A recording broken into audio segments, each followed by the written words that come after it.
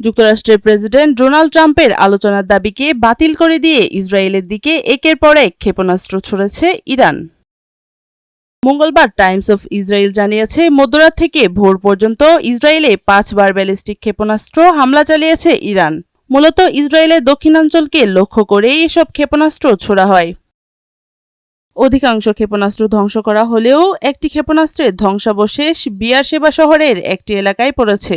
ইসরায়েলের প্রতিরক্ষা বাহিনী আইডিএফ জানায়, তারা ইরানের আরেকটি নতুন ব্যালিস্টিক ক্ষেপণাস্ত্র হামলা শনাক্ত করেছে। এর আগে হরমুজ প্রণালী পুরোপুরি খুলে দিতে ইরানকে 48 ঘন্টার সময়সীমা বেঁধে দিয়েছিলেন প্রেসিডেন্ট ট্রাম্প। তা না হলে ইরানের বিদ্যুৎ কেন্দ্রগুলো নিশ্চিহ্ন করে দেওয়ার হুমকিও দিয়েছিলেন তিনি। কিন্তু ইরানি কর্মকর্তাদের সঙ্গে ফলপ্রসূ আলোচনা হয়েছে এমনটি দাবি করে ট্রাম্প ইরানের বিদ্যুৎ কেন্দ্রগুলোতে হামলার হুমকি থেকে আপাতত পিছু হটেন। ইরানের ইসলামিক রেভলিউশনারি গার্ড আইআরজিসি জানায়, তারা যুক্তরাষ্ট্রের লক্ষ্যবস্তুগুলোতে নতুন করে হামলা শুরু করতে যাচ্ছে। মারিয়া সামিয়া, নয়া দিগন্ত।